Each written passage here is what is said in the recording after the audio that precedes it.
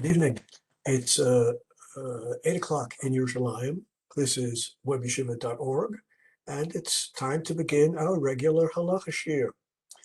We're talking about the length of the synagogue services, and what we saw last week was a raft of rabbis through the generations complaining about how long the synagogue services take.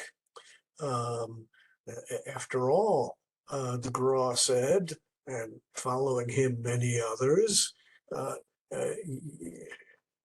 just like it's wrong to wear out your welcome by a neighbor, a friend, by visiting too long, so you do not want to wear out your welcome by davening too long in the synagogue. Yeah, we saw plenty of those sources. This week, we're going to continue and see some more sources that deal with the same issue. And I know how to do this. Here we go. We saw the text of the Shulchan Aruch, and we began with earlier stuff. We saw the text of the Shulchan Aruch last week, but let's just look at it again very quickly in order to review the basis of the material we're going to be looking at today. The Shulchan Aruch told us that on every Yom Tov, including Rosh Hashanah, on every Yom Tov, there's a mitzvah lechalko. Every Yom Tov, whether it's Pesach or Rosh Hashanah, whatever the Yom Tov is, must be divided.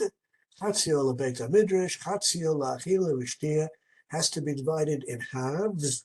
Half is for you to have oneg, enjoyment, by eating and drinking, and we'll get other elements of defining what is oneg, enjoyment, in a few moments, and half devoted to the spiritual exercise of Torah and davening, but you have to divide Yom Tov into halves, and it sounds like precisely in half, up to midday, spiritual endeavors, prayer, and Torah, and from midday on, the other half of the day, it's for you to have oneg and enjoyment of the Yom Tov, which means, of course, that the davening cannot go too long. Okay, well, we saw that text in the Shulchan Aruch. We saw that the Mishnah Brura explains that the whole idea is based on two contradictory verses in the Torah. One verse says the Atzeret, the festival, is for you. The other verse says Atzeret L'Hashem, the festival is for God. Who is it really for? Well, as Chazal taught us in the Gemara, you have to divide the day into halves. Then the Magen Avram, which is surely the single most important commentary on the Gemara, quotes the Marashal.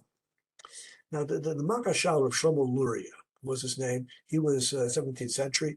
No, not true. 16th century. He was a bar plukta and constantly arguing with the Ramah. He and the Ramah, Rav Moshe Isserles, were the two big names in Ashkenaz world back in the 16th century.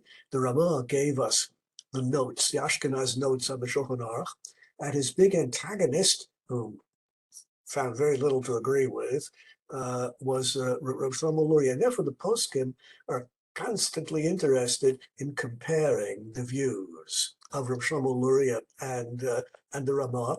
And even though the notes in the Ramah were written by Rav Moshe Isserles, that doesn't diminish the influence of the Marashal.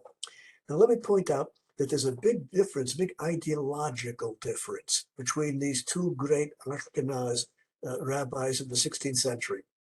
The Ramah, who ended up giving us the notes, the Ashkenaz notes in the Shulchan Aruch, his thinking is largely rooted in the weight, the importance of minhag.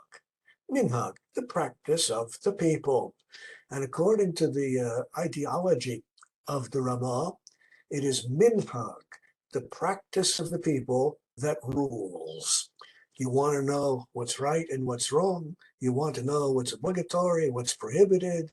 You want to know what the bottom line correct Torah practice is on any given issue, go out and see the practice of the people, the minhag. Go out and see what they're doing. And that is definitive unless a survey of the sources leads you to the conclusion that there is absolutely no basis for what the people are doing. Once you've established the minhag and you examine the sources and you determine that in the sources there is a justification for the practice of the people, it might be a very slim justification, it might be a small minority view, but if you can find some justification for the practice of the people, that decides the issue. In the words of the Yerushalmi, b'makom shehalacha rofefet biyadcha, in a situation where the halacha is shaky in your hand and you can't decide what the correct halacha is because the sources have controversies, the sources can be understood in different ways. Puk chaze mai amadvar, go out and see what the people are doing. It's the people, the aggregate of the people. It's the demos, it's the people who have the authority to decide which is the correct approach to any particular issue, which is the correct approach from the source. Now, the people might not even know what the sources are. They might be ignorant. But if there are sources to justify the practice of the people, that's it. And the thinking of the Ramah was enshrined in his notes on the Shulchan Aruch, and over and over and over and over again, he says, nohagim kach, haminhag kach. In fact, the facts on the ground, the facts are that the people are doing this or the people are not doing that. Since there are sources to justify the practice of the people, that ends the discussion. The supreme weight of minhag in deciding halacha questions was very common since the days of the Ramah in Ashkenaz territory, since the days of the Ramah in the 18th century, in the 16th century. This ideology reigned for around 200 years or so. It's only when you get down to the period of the Gaon Vilna, at the end of the 17th, beginning of the end of the 17th, beginning of the 18th century, the Gaon Vilna was the first of the great Ashkenaz rabbis to advocate fierce independence. Independence from what? Independence from being dictated to by the practice of the people. Who cares what the people are doing? Halachic decisions must be made on the basis of studying the sources. Learn the Mishnah, learn the Gemara, learn the Rambam, learn the principle, halachic sources, and the halacha will flow out of that. And if that means overturning the apple cart of minhag, so be it, according to the Ramah. This is just the opposite of the thinking of the Ramah. The Ramah thinks the Ramah granted ultimate authority to the minhag unless there's absolutely no justification for the minhag. Then the people have to be told to change their practice. According to the Gra, it's the fierce independence of the Rav, the fierce independence of the Rav, who will decide for himself, based on his understanding of the sources, what the correct conclusion is, what the correct halacha is. Now this approach of the Ramah is largely centered in Ashkenaz territory. You're not going to find many great Sephardic authorities sympathetic with the authority of minhag ha'am, the authority of practice of the people. You're not going to find that very often amongst Sephardic authorities. Indeed, the single biggest difference between the bottom line decisions in Rav Yosef Karo's Shulchan Aruch, he was Sephardi, and the Ashkenaz notes of the Ramah, the single biggest difference between them is that over and over again, the Rabbi Yosef Karo in the Shulchan Aruch decides what he decides purely on the basis of principal sources, Mishnah, Gemara, and principal medieval authorities. And over again, it's the Ramah, the Ashkenaz authority, who is influenced by the minhag, the practice of the people. That's a big difference. Now, back in the days of the Ramah, the Marashal of Shlomo Luria, he wasn't so sure that the practice of the people should be definitive. He did not jump on the bandwagon of the majority of Ashkenaz poskim. He was an early forerunner. His ideology, his thinking adumbrated. It was like a foreshadowing of what the Gra was going to say flat out 2 centuries later. And he thought it's important not to look first at the practice of the people, but rather to look at the sources and let your conclusions flow from them. In any event, since it says in the Gemara that you have to have half the day on Yom Tov, Rosh Hashanah Yom Tov, up to astronomical noontime, half the day when the sun is directly overhead, half for the spiritual endeavors of prayer and Torah, and then from noontime on, it has to be lachem for you. And remember, we're going to have a little bit of prayer in the afternoon too. You know, some of the prayer time in the afternoon has to be deducted from the prayer time that you're spending in the morning. But the day has to be split in half. That's what it says in the Gemara. That's quoted by Rashi, Rambam, the Rashba, all the big name Rishonim, and therefore lo yimshoch hatfilah yoter mechatzot. You can't have prayers go more than midpoint in the day. And Masha Ma'arichim HaChazanim v'Nigunim, the Chazanim, who have lengthy melodies, and the melodies just go on and on and on. That doesn't count. All the time devoted to the music, all the time devoted to the melodies, that counts neither for your enjoyment when you're supposed to be eating and drinking and having a good time, nor does that count for the half which is for God. There's something spiritual about it, and therefore it's, in simple words, a waste of time. We don't need the long melodies, as long as the melodies are not adding extra time to the melody, to the davening. As long as the melodies are not adding extra time to the prayers, no objection whatsoever. Of course, it's nice to have a good chazan who's going to sing the repetition of the Shemona Esrei and all the things that the chazan has to say anyway. Of course. If he has a good voice, that's great, but not to unnecessarily lengthen the time of the prayers. Now, at this point, we have the Aruch HaShulchan. Aruch HaShulchan, Epstein was his name. And that name is not well known in the yeshiva world. Everyone just calls him by the name of a famous book, the Aruch HaShulchan. This is one of my favorites. I really like the Aruch HaShulchan. Aruch HaShulchan was written at the beginning of the 20th century, and just like he reversed the name of the Shulchan Aruch, right? Shulchan Aruch, who reversed the order of the words, Aruch HaShulchan.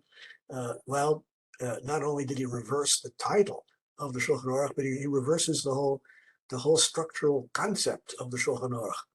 The Shulchan Aruch just gives you Rabbi Yosef Karo's bottom line conclusion based on his lengthy analysis of every halacha in the Beis Yosef.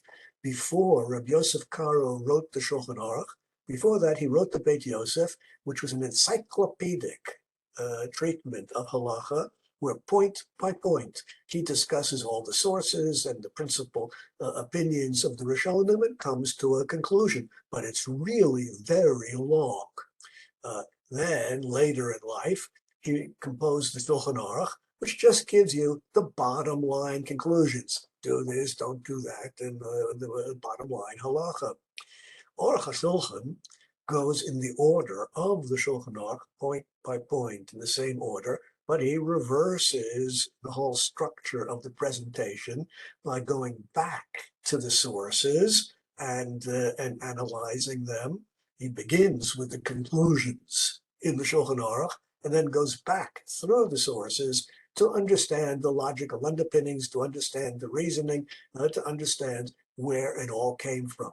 So I really like that sefer. I like this one because it's easy enough to find any particular halacha, since he follows exactly the order of the Shulchan Aruch, and then you'll get a very clear and thorough presentation of the underlying ideas in any particular halacha. Let's see what he has to say. Incidentally, this book was published just a few years after the Mishnah Berurah.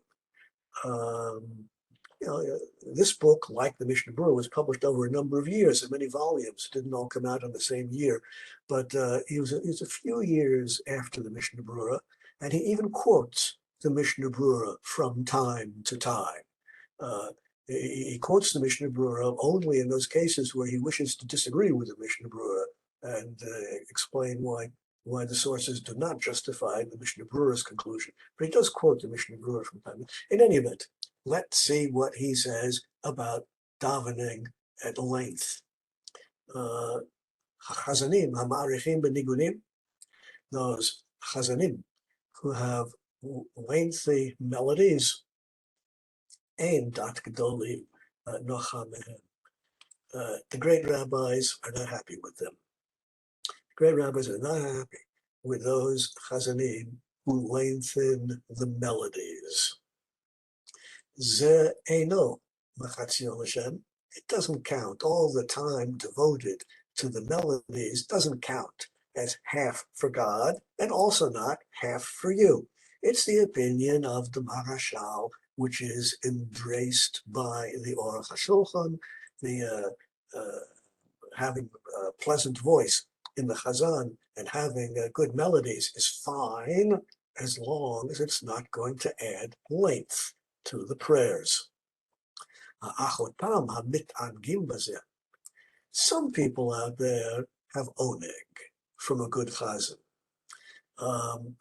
Back in the glory days of chazanut, back in the days of Rabbi Yossele Rosenblatt, even before I was born, back in the glorious days of chazanut, people used to, even people who weren't Torah observant, even people who were not religious at all, used to flock to the synagogues to hear the prayers of Yossele Rosenblatt, one of the great voices of the early 20th century.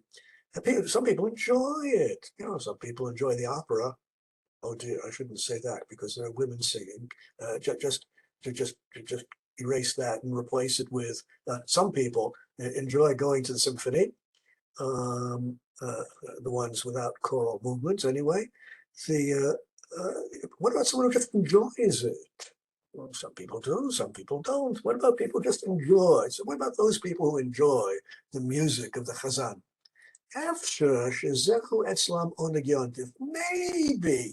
Maybe, if you're really enjoying it, that can be included as part of the half, which is your oneg, your enjoyment.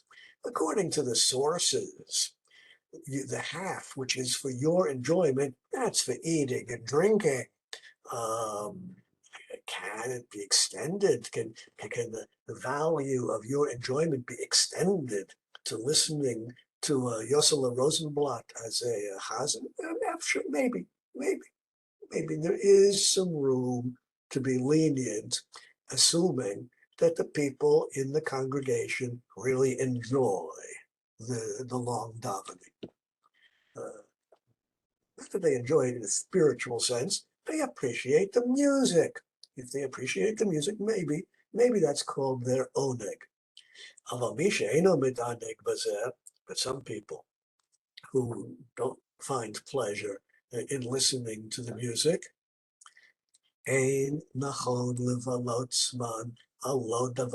they're just wasting their time. if they're in the synagogue while the chazan is singing, if they're not enjoying it. If they are enjoying it, maybe this could be considered oneg yontif for them. But if they don't enjoy it, it's a simple waste of time. Better to go to another synagogue where they don't do that.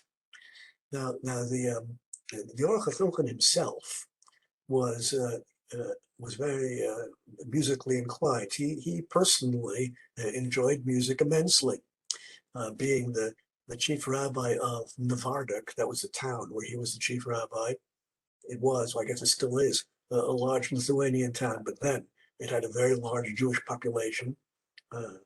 Vanishingly few Jews are left there today, fortunately. When it came time to choose a chazan for Rosh Hashanah Yom Kippur, he was asked to listen to the different chazanim who were competing for the position.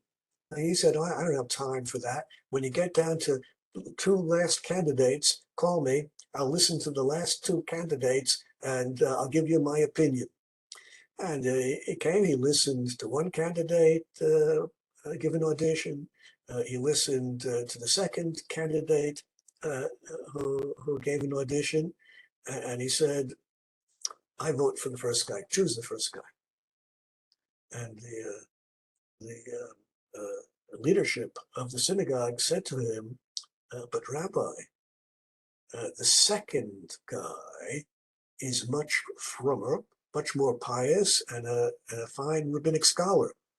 The first guy, he's not so frum, not so pious, and not a rabbinic scholar. And doesn't it say in the Gemara that you should prefer a chazan to represent, the chazan is the tzibur, the chazan is going to represent the congregation before God. Shouldn't you choose someone to represent the congregation before God who's a Talmud Chacham, a rabbinic scholar, and who's more pious? Shouldn't you give preference to the second candidate? To which the Aruch HaShulchan responded, yes, of course, one should prefer the more pious and the more learned candidate for the position of chazan. But first, he has to be a good chazan. And it's the first candidate who far and away has a better voice. Let's take him.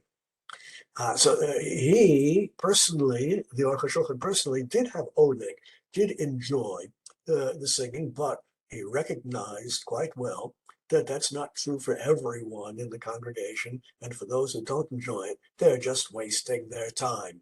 Zeh davar shekvar nitztaru al zeh gedol Yisrael. The great rabbis have expressed their sorrow over the generations that the chazanim are just stretching out the prayers too long. Yad hachamon tkefa alehem ba'avonotenu harabim. Amongst our many sins, what has brought about these long prayers? Amongst our many sins, this is one of our many sins, that the people, or at least some people, seem to demand long melodies in the synagogue. They enjoy it, they're demanding it, making everyone else participate. The other people have no choice. There's no other synagogue to go to in town. Well, through the generations, the great rabbis have expressed their sorrow about this, that some people in the community are apparently responsible for demanding the long prayers, therefore causing a great waste of time for the people who just want to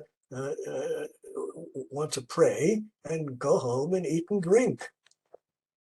Kishem shemitzvah lomar davar shenishma, kach mitzvah shelo lomar davar she'eno nishma. Says in the Gemara that just as it is a mitzvah to tell the people what is right to do and what is wrong to do, just as that is a great mitzvah to instruct the people about what is right and wrong, it is equally a great mitzvah to remain silent if they're not going to listen to you. If you know full well that the people are not going to listen to you, the people in general or a specific person, if you know quite well that he or she or they are not going, I'm from the days when pronouns used to have their older meanings. He or she, individual people, or they, multiple people. Um, uh, if you know that you will not be obeyed, if you know that no one is going to conform to your instruction, it's a mitzvah just to remain silent. The reason for that is very simple and straightforward. Someone who does something wrong, violates a mitzvah or fails to fulfill a positive commandment, says someone whose action or inaction is wrong, uh, can be wrong in one of two ways, either b'shogeg, inadvertently, or b'mezid, wantonly. And of course, the wanton violator of the mitzvah is far worse than the inadvertent violator of the mitzvah. And therefore, if you know that he, she, or they are not going to listen to you, it's better to remain silent and just let them be unwitting violators, shogegim, rather than transforming them into mezidim. You don't want to transform them into wanton violators. Just make the situation worse. Leave it as it is. This is a concept, incidentally, which is embodied in the Shulchan Aruch as well. It's embodied in the Shulchan Aruch in the halachas of Yom Kippur. Shulchan Aruch says flat out that on Yom Kippur afternoon, some balabustas, some housewives are beginning to prepare the meal for after Yom Kippur. They're already making the salad, getting the salad ready. Some balabustas on Yom Kippur, before it's not yet sunset, but they're already getting the meal ready for immediately after Yom Kippur. That's prohibited. You're not allowed, you're just like on any Shabbat, you're not allowed to prepare on Yom Kippur for after Yom Kippur. Not allowed to do that. But the Shulchan Aruch says flat out that if it's clear to you that the women are going to continue doing what they're doing, despite your instructions otherwise, if it's quite clear to you that they're going to ignore you, of course you should remain silent and just let them do what they are doing. Better that they should be shogeg, not realizing that they're doing something wrong, rather than transforming them into mezid, into wanton violators of Yom Kippur. This is an important idea. And as a footnote, let me point out that there's one big limitation. The one big limitation to this idea, incidentally, the technical name for the idea is tochacha. There you have tochacha spelled correctly on chat. Tochacha, rebuking. The mitzvah of rebuking, that means telling someone or telling people that they're doing the wrong thing or failing to do the right thing. That's the mitzvah of tochacha, instructing the people or individuals. That mitzvah fails if they're not going to listen to you, and you shouldn't do it. You should remain silent, with one big exception. The one big exception has to do with prohibitions which are very well known. For example, something which is an explicit verse in the Torah, some prohibition which is quite well known, then you have to assume that they already are mezid, they already are wanton violators. If it's an issue which is so well known among the population, then of course it is reasonable to assume that everyone heard of this prohibition and they're still violating it, then tochacha, rebuke, is still in place. Okay, and of course, what is and what is not well known amongst the people varies from time to time and place to place, but there are some examples that are fairly simple and straightforward. As far as the Jewish community is concerned, it matters not how pious or impious they might be. They know that there's something wrong with eating pork. As far as the Jewish population is concerned, doesn't matter how pious or impious they are, they know there's something wrong with eating bread on Pesach. So some things are quite well known, and you can assume that they already are mazid, they already are wanton if they're violating these well-known Torah principles, and then it's still correct to rebuke them. But of course, as soon as you come to the finer points of kashrut, as soon as you come to the finer points of Pesach, well, people out there might not be aware that what they're doing is exactly wrong, and then the mitzvah of rebuke fails. Rav Moshe Feinstein was asked, why then is it permissible to give halacha shiurim to the public? Surely when the Rav gives a halacha shiur to the public, surely the Rav has to know that some people out there are not going to listen to him. Well, they'll listen, but not obey. They're not going to conform to what he says. The Rav has to know that his rebuke is going to fall upon deaf ears, not deaf in the sense that they don't hear him, but deaf in the sense that they're not going to obey him. Well, how is it possible for the Rav to give a shiur in halacha like I'm doing right now, when it's quite clear that not everyone out there is going to obey?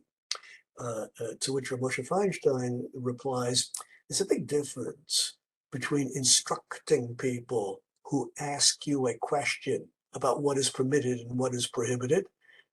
There, the rules of rebuke apply, as opposed to the situation where the Rav is engaged in a process of Talmud Torah. The Rav is engaged in just learning and teaching the halachas. If you're engaged in the enterprise of learning and teaching halachas, you go systematically and you cover everything.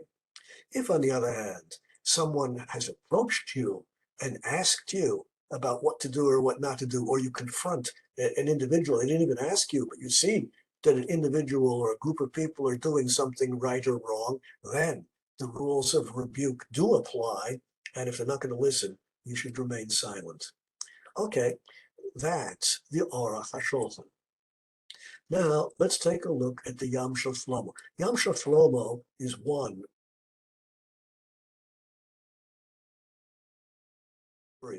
that great antagonist of the Ramah that we discussed earlier today. The book we're about to quote from is his greatest work, his most influential work. And the whole book, beginning to end, is in a sense an attack against the Shulchan Aruch. Not only was he unhappy with the Ramah and the Ramah's insistence on the supremacy of minhag, not only was he unhappy with the Ramah, he was unhappy with Rabbi Yosef Karo, the author of the Shulchan Aruch, as well. And he rebuked Rabbi Yosef Karo, saying, no. The very idea of publishing the Shulchan Aruch is wrong.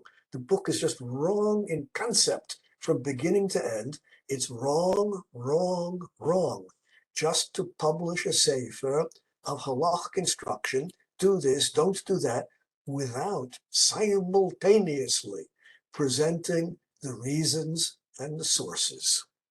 If you don't simultaneously present the reasons and the sources for halacha, inevitably someone is going to misunderstand.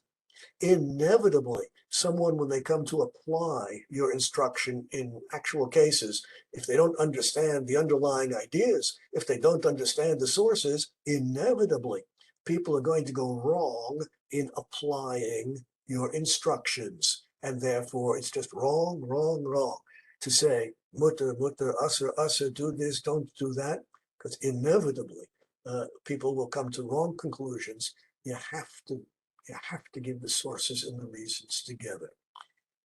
Well, let's see the way the Marshal said it should be done. Here is one example of his approach.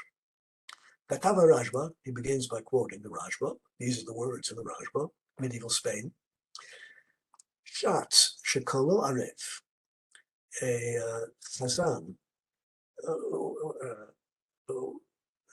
whose voice is pleasant, a chazan whose voice is pleasant, he really has a good voice, u'ma'arich b'tfilato, and he sometimes for a long time that his melodies go on and on, Kedei sheyishma'u kolo arev, and he does it. He lengthens the prayers so that the people will hear his beautiful voice. Mitna'eh b'chach, and he's proud of his voice, and he wants people to hear how well he can sing. Im ra'oi limchod bo, should we object? That's the question which the Rajba was asked. The Rajba was asked, should we stand up and object to the Chazan who views his prayers as a performance? You know, the virtuoso violinist who stands on the stage and performs the great concerto or whatever it is, of course, is making every effort to demonstrate to you his greatness or her greatness, how well the musician can play. Well, that might be fine for the concert stage, but what about in the synagogue? Should we object to the chazan whose intention is to impress the people with his formidable musical skills? Tshuva. These are the words of the Rajba in answering the question. Devarim elu achar kavanat alev hamamurim. We're talking about an issue here of kavanat alev. We're talking about what's going on in the heart. We're talking about what's going on in the mind of the chazan. The Rashba says, I'm not a mind reader. I don't know what's going on in the mind of the chazan. Maybe the chazan is viewing his singing as a performance, and he's very proud of himself, maybe. And maybe, on the other hand, his intentions are pure, and everything is l'shem shamayim, for the sake of heavens. I'm not a mind reader. I don't know what's going on in the heart of the chazan. Im shatz zeh samech b'libo. If the shliach tzibur rejoices in his heart, al shenotein hoda al Hashem, because he has the opportunity to represent the community in giving thanks to God, if that's the reason he's performing so well, b'ni'ima, and he's able to daven before God, may he be praised with such pleasantness, tavo alav bracha, may a blessing fall upon his head. That's fine if his kavanah is pure, and he's doing it not because he wants to impress everyone with his musical performance, but because he rejoices so, his heart overflows with joy, because he has the opportunity to represent the congregation and stand before God and thank God for everything that needs thanks. This all depends upon the seriousness of the chazan, and not being a mind reader. It's in many cases, well, sometimes it might be obvious, but in most cases, it's not easy impossible to know what's going on in the mind of the chazan. As Chazal said, Ein Adam Yodea, Masha B'libo Shel Chaveiro. We cannot know what's going on in other people's hearts. We cannot know what they're thinking, which is why, incidentally, most of the great poskim, as far as I know, all the great poskim nowadays reject mechonat emet, polygraphs, mechanical devices, machines, which are supposed to reveal whether someone is lying or telling the truth. One can discuss the position of these devices in secular law for a long time, but as far as halacha is concerned, they are invalid, since Chazal tell us, bottom line, it is impossible to know definitively what is in someone's heart, whether someone is lying or telling the truth. Well, you can't tell that by looking into the person's heart. You can't tell that. There's no way to read the person's mind. There might be other ways to figure out whether someone is telling the truth or lying, but truth, mechonat emet, the polygraph machine, is not one of them. What we need is a chazan who is serious about the prayers, omed be'ema, and stands in awe of God. And if that's what it's all about, may he be blessed. Therefore, Shatz Zeh, the pious Chazan, who is filled with joy and awe of God because he's been chosen to represent the congregation before God, that's praiseworthy.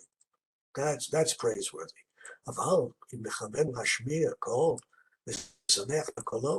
But if he just wants to perform, and his joy is that he has a good voice and he's going to impress people like the virtuoso violinist, his joy is that he really gave a good, or she really gave a good performance. If that's what it's about, that's really repulsive. And of course, must be rejected. But in most cases, you're not going to know what's truly going on in the heart of the chazan. But if you have some, if you do know him, he might tell you. Right? He might reveal what's going on. As he might tell you. But aside from that, there's no real way to know. Tov. That's the tshuva of the Rashba. Now comes the comment of the Yam Shel Shlomo, Reb Shlomo Luria, in the 16th century. Makom Makom, in any event, Kol Semarich B'Tfilato Lo Tov Asa. Even if the Chazan is Moshem Shamayim, even if the Chazan is truly pious and is only concerned with representing the congregation before God, and therefore he is motivated to sing so beautifully, even though the intentions of the heart are pure, still, it shouldn't be too long. The prayers cannot be too long.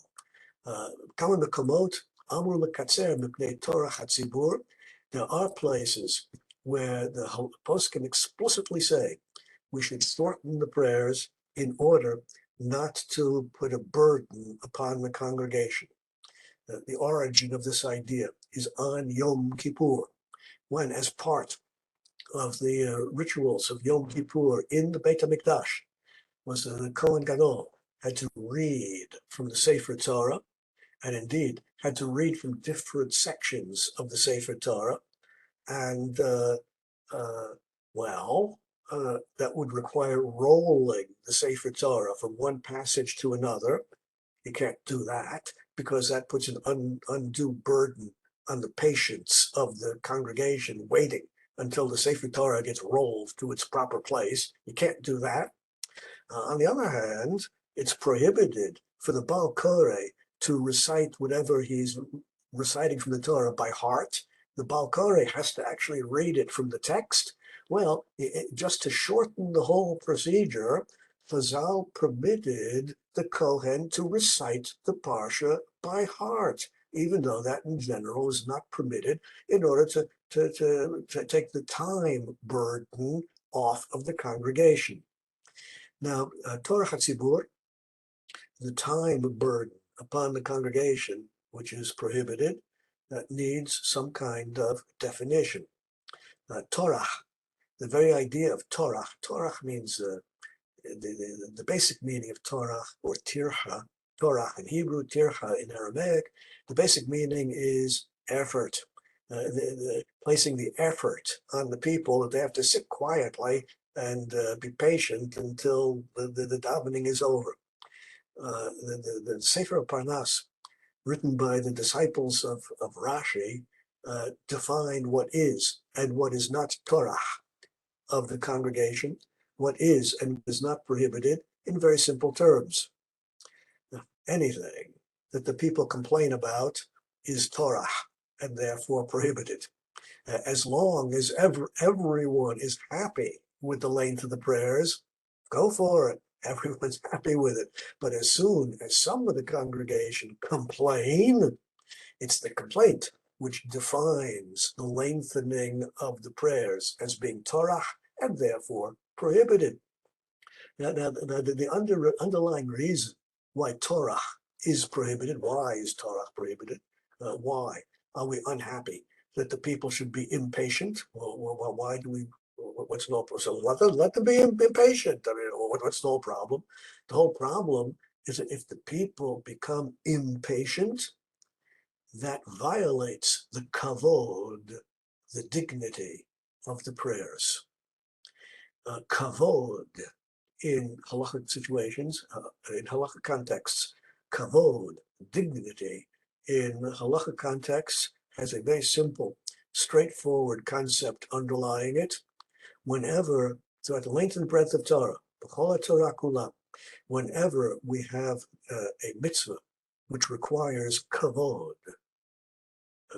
respect, honor, dignity, and surely the prayers in the synagogue require kavod, honor, dignity, respect.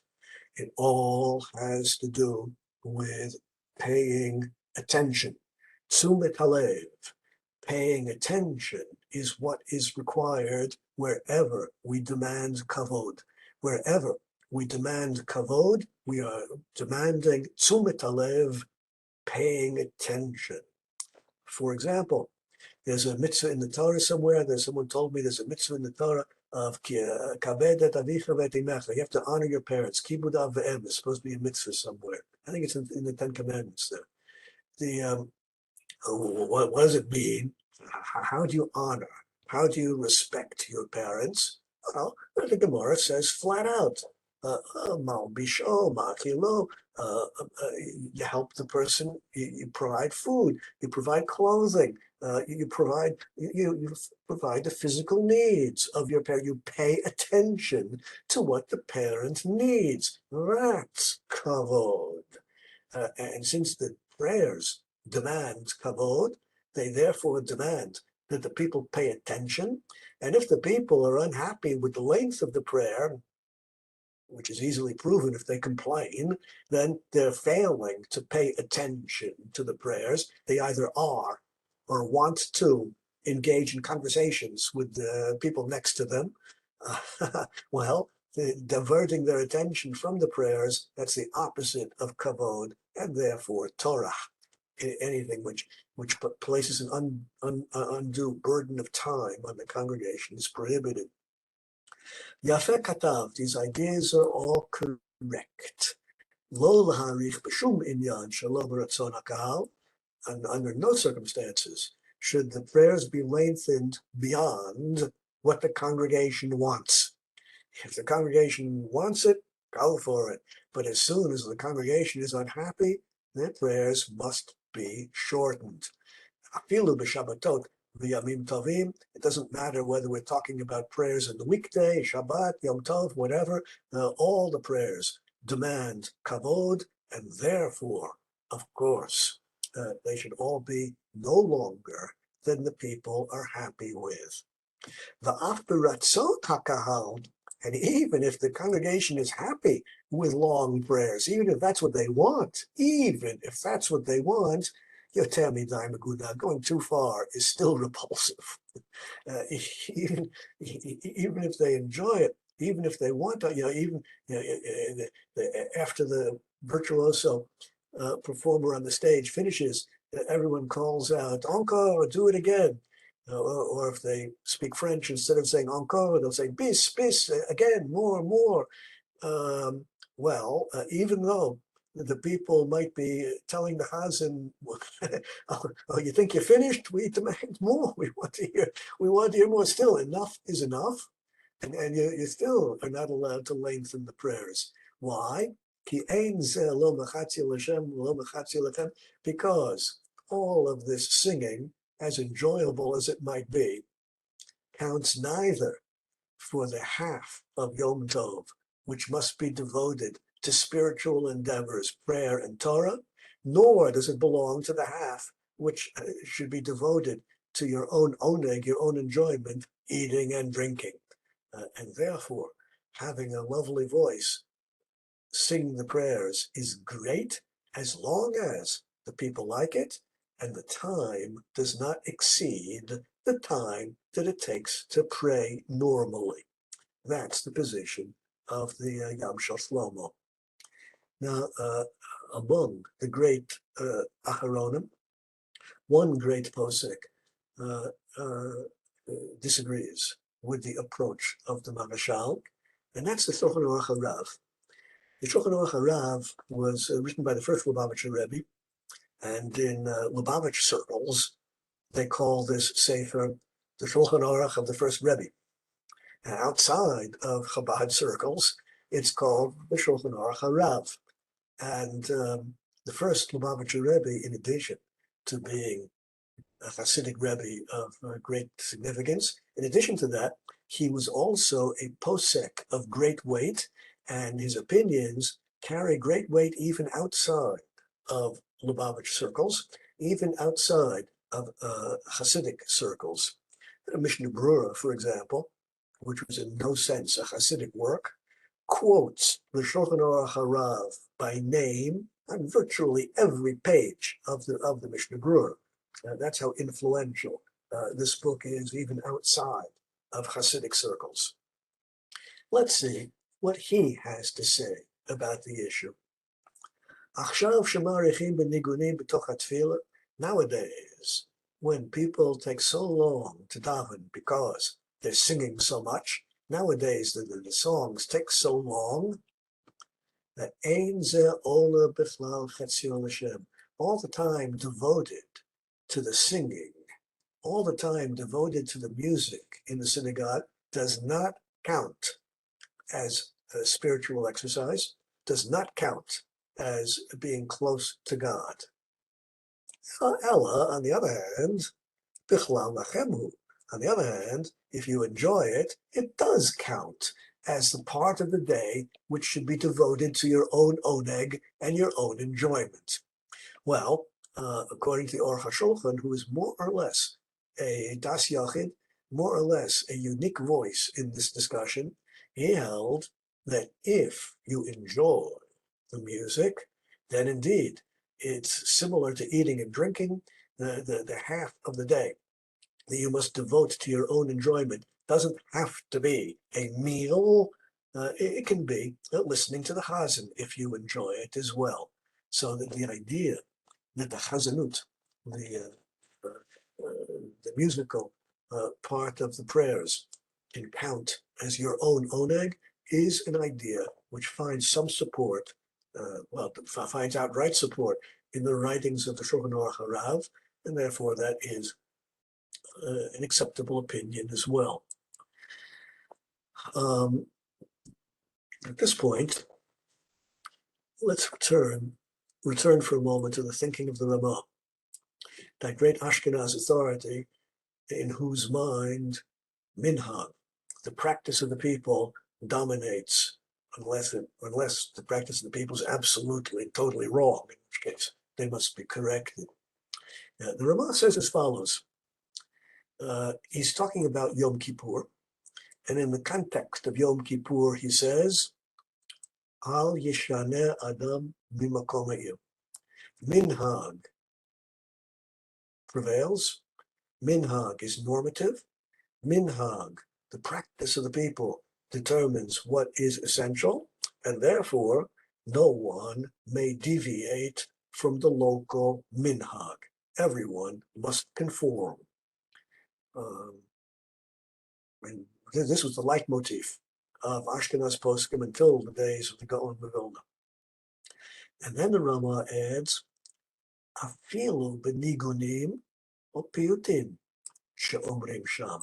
Even the melodies and the piyutim, the extra texts, the poetic texts which are added to the tefillah on Yom Kippur, which people typically sing, even those you're not allowed to change, because Minhag HaMakom has determined that these are obligatory, as long as the nigunim, the melodies, and the extra prayers do not fly in the face of the sources. As long as they are not absolutely contradictory to the sources, they are a valid minhag, and therefore you're never allowed to change a melody. The Chazanim must know the melodies that were used last year, the year before. As long as there's historical memories, you're al yishaneh, you're not allowed to change melodies. you want to add an extra prayer, take out a prayer that was traditionally said? No, you're not allowed to change anything in the text of the Siddur. It must be the same this year as it was last year, as long as it was the year before, for as long as you have historical memory. You're not allowed to change anything. Now, it's perfectly clear, is it not, that the approach of the Ramah here forms the basis of thinking of those great rabbis like the Khatam Sofer, who were engaged in the war against the early Reform movement. If you know anything about the history of the Reform movement, the early Reform movement, the first reformers, they were pretty firm. They were very pious. They, Chas v'Shalom, did not want to do anything usher. They, Chas v'Shalom, did not want to cancel any halachic obligation, but there were plenty of things that they thought we could do without and still be halachically correct. And indeed, the Ramah would agree as far as the sources are concerned. Indeed, there are all kinds of things which could be changed without violating any halacha as far as the sources are concerned. For example, it says nowhere in the Mishnah, nowhere in the Gemara, nowhere in Rambam, nowhere in Rashi. It says nowhere in the sources that you have to recite Kol Nidre at the beginning of Yom Kippur. You want to cancel it? You will violate nothing in the sources, but he did it last year. The congregation did it last year. They did it the year before. They did it as long as there's historical memory of what to do, and you're not allowed to change anything. This was the battle cry of the Khatam Sofer and many of the rabbis back in the day, the Orthodox rabbis back in the days of the incipient Reform movement. And this is where their thinking came from. And indeed, in some circles today, we still hear echoes of this approach, primarily in Hasidic circles. This is the way our fathers and the previous generations did it. They dressed a certain way. They spoke a certain language. They educated their children in a certain way, and so forth and so on. What my father and grandfather and great-grandfather, what my mother and grandmother and great-grandmother did, we must do exactly the same. We must dress as they dressed. We must speak the language that they spoke. We must educate our children exactly as they educated their children. That's the approach of the Ramah, and this approach is still echoed today, primarily in Hasidic circles. Mishnah Brura says, when commenting on this text, afilu benigunim, even the melodies cannot be changed. Ki al yedei zeh mivalbel data kahal. If you change the melodies, people are going to get confused. People are accustomed to the traditional melodies, and it's only the traditional melodies which are valid. Now, of course, as far as the artistry of music is concerned, the artistry of music, rather like the artistry of literature, does not depend entirely upon novelty. One could read a novel or a poem, a literary work, where you know exactly what the end of the story is going to be. You already read that novel. You already read that poem. In fact, I know it very well. I know that novel very well. I've read it many times. I know exactly how the story is going to end. No surprises for me there, but I still enjoy revisiting the literary work, because revisiting the work will always be rewarding. The artistry of the narration itself is rewarding, even though I know exactly what the story is going to be. Even though I know the music by heart, I've heard it so many times, still hearing the great musician play it, revisiting exactly the same music, it will be a rewarding experience, because the great works of literature, the great works of music are infinitely deep and infinitely rewarding, you will always find reward in revisiting them. Same could be said of graphic art. You might know the Rembrandt very well. You might know the portrait perfectly well. You've seen it many times, but revisiting the portrait and looking at it again is a rewarding experience. There's always more to see, just as there's always more to hear in the good musical performance, just as there's always more to learn in a good literary work. Okay, what we've seen then are the principal sources which argue against unnecessary lengthening of the prayers. And in this case, unlike most of my other shiurim, I've not presented the other side of the coin because there is no other side of the coin in this particular case. The great rabbis whose opinions we've presented, well, that's it. That's what the great rabbis have taught us over the generations. At this point, I'm going to conclude this series. Next Wednesday, I'm going to be talking about mechila, seeking forgiveness for your sins if you have offended a person, stolen from the person, offended a person verbally, if you've committed some offense against someone. Repentance requires asking for forgiveness. Well, it's the asking for forgiveness that we're going to focus on next week in this time slot. And on Mondays, in this time slot, I'm going to be talking about kaparot, the whirling of the chicken around the head, and then we're going to turn to stolen shofarot and see what the poskim have to say about that on Mondays. Until then, I wish you a good week and eventually a Shabbat Shalom, and look forward to seeing you all again in the continuation of the Web Yeshiva. Until then, Shalom. Thank you, Rabbi. You're quite welcome.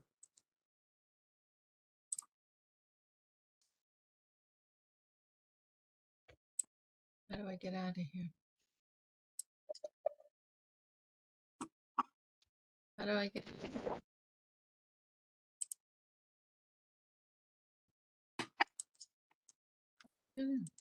Maybe.